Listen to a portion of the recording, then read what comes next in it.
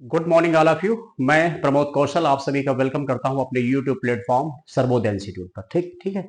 और देखते हैं, बात करते हैं 28/5 की न्यूज। ठीक है, अभी 27/5 की न्यूज बाकी है, मैं उसको भी अपलोड कर देता हूं। ठीक है, तो अभी तो 28/5 की न्यूज पढ़ लीजिए आप सभी लोग। किसी भी न्यूज में हमने किसी डे वाइज कोई गैप नहीं किया। अगर किसी वजह से गैप हुआ है तो हमने 2 दिन की न्यूज को एक साथ करके आपको पढ़ाया है।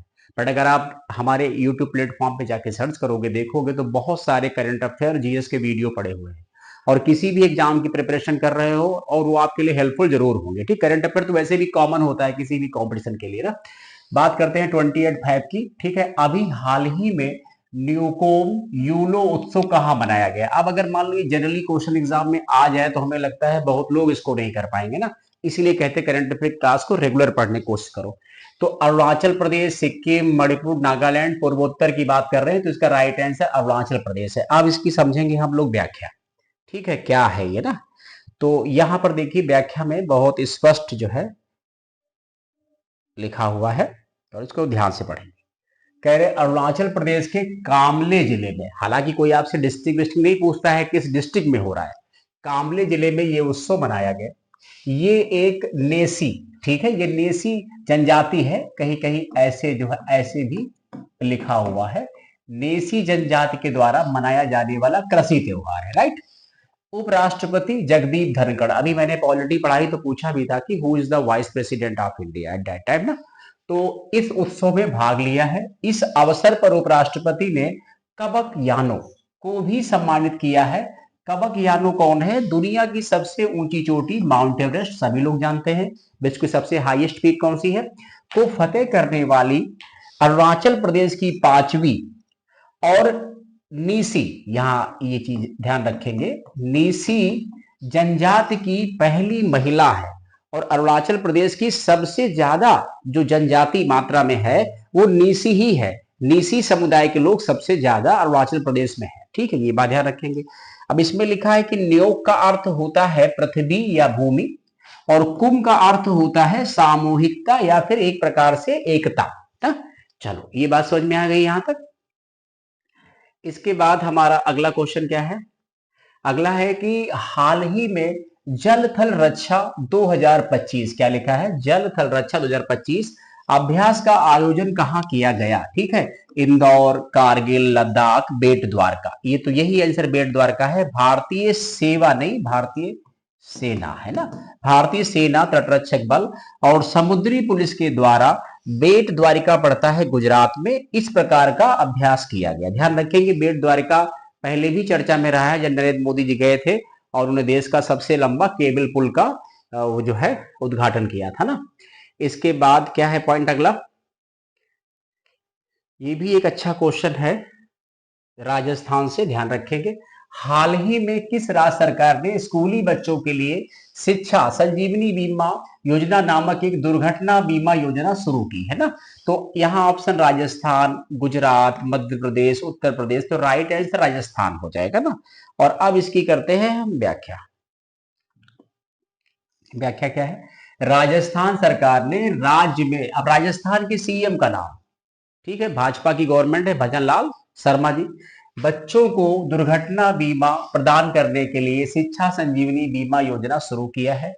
इस योजना का शुभारंभ 26 फरवरी 2025 को उदयपुर से किया गया। बात क्लियर है?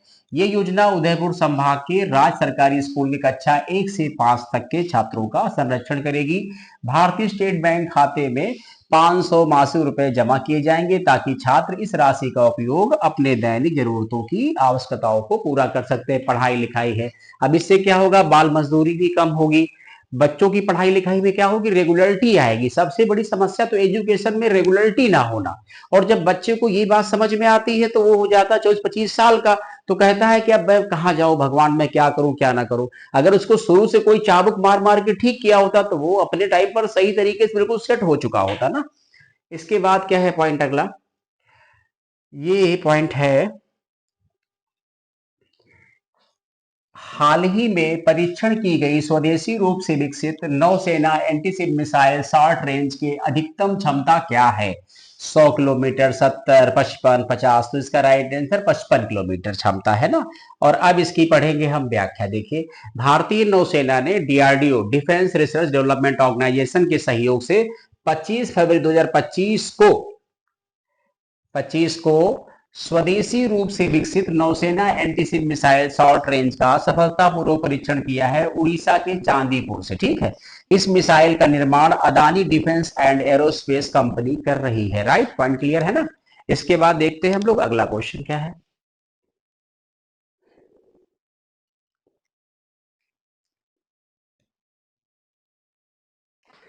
हाल ही में दूसरा पिंक लेडीज कप 2025 फुटबॉल प्रतियोगिता कहाँ आयोजित की गई है? ध्यान रखेंगे, सऊदी अरब, यूएई, कतर, ओमान। ठीक है, तो ध्यान रखेंगे इसका आंसर राइट क्या हो जाएगा? यूएई हो जाएगा।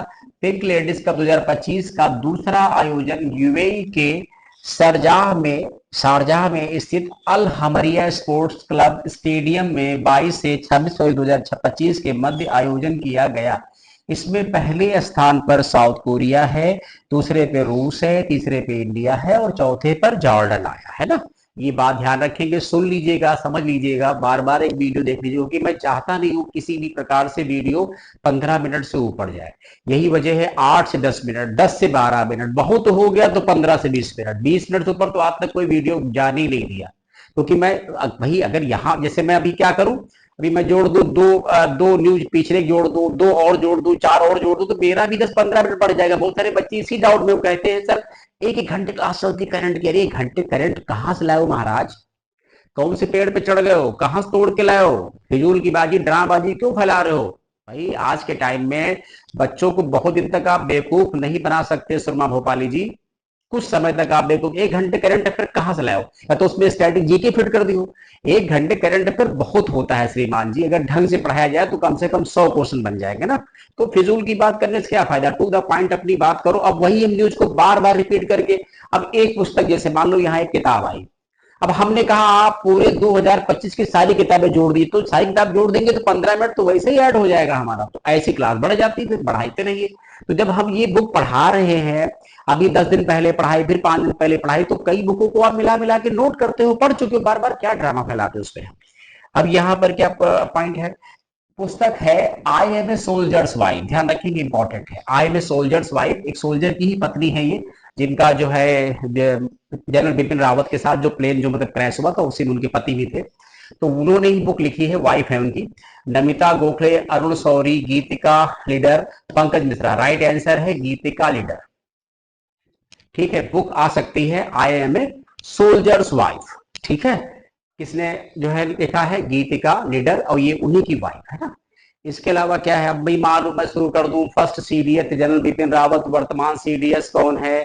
ठीक है, तो ऐसे में बहुत कुछ बढ़ा देंगे हम। चलो इसके बाद पॉइंट यहाँ पर क्या है? इसके बाद नहीं, आखिर वीडियो लंबा कैसे हो सकता है? कुछ ना कुछ तो प्लानिंग करते ही होंगे लोग ना, कि आखिर भाई देखिए बहुत लोग 1 घंटे में खत्म कर देते, कुछ आधा घंटे में, कुछ 15 मिनट में खत्म कर देते हैं ना, वो सबका अपना वे है। Ministry of road highway and transport की वार्षिक रिपोर्ट 2025 के अनुसार सड़क नेटवर्क के मामले में भारत दुनिया में किस स्थान पर है? मोस्ट इंपॉर्टेंट, बच के रहिएगा ऐसे क्वेश्चनों से, बहुत इंपॉर्टेंट होते हैं ना। पहले, दूसरे, तीसरे, चौथे, मतलब हम दूसरे पे आ गए ना। चलिए, एक को तुमने पीछे कर दिया। अब आप पढ़िए ये यहां तक की बहुत शानदार व्याख्या ना, क्योंकि इसी में समझ आता है। पहले स्थान पर अमेरिका, दूसरे भारत, तीसरे पे चीन, चौथे पर ब्राजील आता है ना। चौथे स्थान पे कौन आएगा? ब्राजील। किस बात में कर रहे हैं हम? सड़क नेटवर्क की बात कर रहे हैं ना। भारत का सड़क नेटवर्क 63.45 लाख किलोमीटर है, जबकि मेट्रो रेल नेटवर्क में भारत तीसरे स्थान पर है। इसमें प्रथम पे कौन आता है? अमेरिका, दूसरे पे चीन, थर्ड पे इंडिया ना। ये ध्यान रखेंगे, ये भी मैंने कुछ दिन पहले पढ़ाया था कि मेट्रो नेटवर्क में भारत पूरे विश्व में नंबर 3 पर है। नेशनल हाईवे का कंस्ट्रक्शन और management national highway authority of India करता है। क्लियर? भारत का सबसे लंबा नेशनल हाईवे NH44 है, 3745 किलोमीटर की लंबाई है। ये श्रीनगर जम्मू कश्मीर शुरू होकर कन्याकुमारी तमिलनाडु तक जाता है। ये ध्यान रखेंगे, देश का सबसे लंबा नेशनल हाईवे है NH44। Distance is that and distance ये जो है हेयर एंड देयर। ठीक, यहां से वहां। चलो इसके बाद है, हाल ही में किस देश के वैज्ञानिकों ने चंद्रमा के दक्षिणी ध्रुव का पहला विस्तृत वैज्ञानिक मानचित्र तैयार किया है? आप बताइए इसमें कौन कंट्री हो सकता है? चीन, जापान, अमेरिका, इंडिया? पहले खुद भी ट्राई किया करो आप लोग कि इसका क्या आंसर हो सकता है। क्या ऐसे प्रश्न आपको आते हैं? अगर इस प्रकार के प्रश्न में अगर आप 3-4 भी आंसर देते हो तो फिर जाहिर सी बात, आप करंट अफेयर में अच्छा काम कर रहे हो। तो इस प्रकार की भूमिका अभी हाल ही में किसने प्ले की है? इंडिया ने प्ले की है। ये इंडिया का ही दिमाग है जो ये तैयार हुआ है। अब इसकी थोड़ी व्याख्या देख लो आप। व्याख्या क्या है? हाल ही में भारतीय वैज्ञानिकों ने चंद्रयान 3 जो सफलतापूर्वक हुआ था के डेटा से पहली बार चंद्रमा के दक्षिणी ध्रुव का विस्तृत भौगोलिक मानचित्र बनाया है। ये मानचित्र चांद की सतह, टोपोग्राफी, क्रिएटर और जियोलॉजिकल हिस्ट्री की जानकारी देता है ना। ऐसा करने वाला इंडिया विश्व का पहला देश है। चंद्रयान 3 हमारा कामयाब हो, चंद्रयान 1 काम है, चंद्रयान 2 में हम फेल हो गए। अब ऑलरेडी हमने पढ़ा रखा चंद्रयान 3, तो इसके बारे में कुछ बताने की जरूरत यहाँ नहीं है। अब इसी में कलाकारी कर देंगे तो 5 मिनट और ऐड हो जाएंगे, ठीक, या कभी कहेंगे तो वो भी कलाकारी करके कर दिया जाएगा ना। यहां देखो, ये क्वेश्चन क्या लिखा है? कह रहे हैं कि हाल ही में वर्ल्ड एनजीओ, एनजीओ का मतलब होता है non government organisation, non government organisation day कब मनाया गया? इसका आंसर है 27 फरवरी। अब यहाँ थीम इसका क्या है? टिकाऊ भविष्य के लिए जमीनी स्तर के आंदोलन को सशक्त बनाना, ठीक है। अब हमने कुछ जान करके आपके लिए 2-3 क्वेश्चन बहुत बढ़िया बढ़िया बना दिए हैं, इनको पढ़ेंगे तो अच्छा लगेगा, ठीक। क्या लिखा है? कह रहे हैं पॉइंट हमारा, दुनिया का पहला एनजीओ, ये काम की चीज है, क्या नाम है? Red cross. 1863 कहाँ है? स्विट्जरलैंड में। फुल फॉर्म है the international red cross and the red crescent movement. इसको नोबेल अवार्ड मिल चुका है। विश्व का सबसे बड़ा एनजीओ कौन सा है? बांग्लादेश रूरल एडवांसमेंट समिति, इसी को हम कह सकते हैं बार्क, ठीक है। बांग्लादेश रूरल, ठीक है, एडवांसमेंट, ठीक है, ऐसे इसको कह सकते हैं ना। फिर क्या है? 1972 में बना, बांग्लादेश में है। विश्व का सबसे अमीर एनजीओ कौन सा है? Bill and Melinda Gates foundation, 2000 में, ये अमेरिका में, देखा हुआ चर्चा में रहता है ना। तो ये बातें भी आप पढ़ लीजिएगा जो इंपॉर्टेंट है। इसके बाद अगला क्वेश्चन क्या है हमारा? अभी हाल ही में अमेरिकी कंपनी इंट्यूटिव मशीन्स ने अपना दूसरा चांद मिशन लॉन्च किया। इस जो है, इस लैंडर का क्या नाम? सिलेंडर लग गया यहाँ। इसके लैंडर का, इसके लैंडर का क्या नाम है? चलिए, सिलेंडर मीनिंग बदल देगा। चार्टर है, एथना है, ग्रेस है एंड द हकुटो आर है, ठीक है। तो इसका राइट आंसर एथना है ना। ये प्राइवेट कंपनी के द्वारा किया गया दूसरा मून मिशन है। ये चांद की दक्षिणी पोल पर लैंड करेगा। ये चांद की मिट्टी की रासायनिक संरचना का अध्ययन करेगा। इसी के लैंडर का नाम है एथेना, ठीक है। अपने वाले तो याद है ना, विक्रम, ठीक है, अपने वाले विक्रम था। और ये क्वेश्चन तो आप बिल्कुल लॉक कर दीजिए, मोस्ट मोस्ट इंपॉर्टेंट है, अपकमिंग एग्जाम बिल्कुल उसको लॉक कर दीजिए। जैसे एक आप लोग ध्यान रखिए, चीफ इलेक्शन कमिश्नर, एक आरबीआई गवर्नर और एक सेबी, ये 3 में से एक क्वेश्चन 100% आएगा। कोई एग्जाम होने दीजिए बस आप लोग, मैं आपसे वादा करता हूं ये क्वेश्चन मिलेगा आप लोगों को ना। अब क्या है? अभी हाल ही में केंद्र सरकार ने किसे भारतीय प्रतिभूति विनिमय बोर्ड सेबी का प्रमुख नियुक्त किया है? तुहिनकांत पांडे, अजय सेठ, पंकज जैन, देवाशीष पांडा। तुहिनकांत पांडे प्रेजेंट टाइम में वित्त सचिव है। बात क्लियर हुई? कौन है ये? फाइनेंस सेक्रेटरी, भारत सरकार। अजय सेठ कौन है? आर्थिक मामलों के सचिव, आर्थिक मामलों के सचिव, इकोनॉमिक अफेयर सेक्रेटरी कह सकते हो। पंकज जैन क्या है? ये है पेट्रोलियम सचिव। यानी जो ये नाम हमने 4 लिखे हैं, इन चारों के बनने की चर्चा थी, किसी एक को बनाया गया। ये IRDAI के चेयरमैन है देवाशीष पांडा। ये आपकी बातें नोट कर लीजिएगा, जो भी बनता उसका पद खाली हो जाता। तो इसका राइट आंसर है तुहिनकांत पांडे। अब हम समझेंगे इनका कार्यकाल क्या है, कितने वर्षों के लिए आए हैं, ये सब इंपॉर्टेंट, क्योंकि जो इससे पहले रही वो विवादों बहुत ज्यादा रही ना, उनके ऊपर संसद में भी चर्चा हो गई ना। देखो, अब इसकी थोड़ी सी व्याख्या देख लो आप। केंद्र सरकार ने तुहिनकांत पांडे को भारतीय प्रबुद्ध विनिमय बोर्ड का प्रमुख नियुक्त किया गया है। पांडे फिलहाल केंद्रीय वित्त मंत्रालय में सचिव के रूप में मतलब पदस्थापित हैं। सेबी में पांडे का कार्यकाल 3 वर्षों का होगा। इन्होंने माधवीपुरी भुज का स्थान लिया है, जिनका कार्यकाल 28 फरवरी को समाप्त हो गया था। ये सेबी के अध्यक्ष पद पर आने वाली प्रथम महिला थी। ध्यान रखेंगे, 1992 से लेकर के अब तक सेबी में कभी किसी महिला को मौका नहीं मिला। ये पहली बार कोई महिला बनी थी, माधवीपुरी भुज। इनका कार्यकाल काफी विवादों में रहा। तुहिनकांत पांडे वित्त सचिव के पद पर अभी तक हैं। अब ये वाली पोस्ट जो होगी, ये वाली पोस्ट खाली हो जाएगी, ठीक है। यानी आपको अगला वित्त सचिव नया मिलेगा। ध्यान रखेंगे, वही वित्त सचिव है, जैसे हमने बोला नहीं था कि 1 रुपए के नोट पर कौन साइन करता है, फाइनेंस सेक्रेटरी, याद आया। तो वित्त सचिव के ही साइन होते। संजय मल्होत्रा आरबीआई गवर्नर हैं, Gyanesh Kumar Gupta chief election commissioner है, देवाशीष पांडा आईआरडीए चेयरमैन है, ठीक है।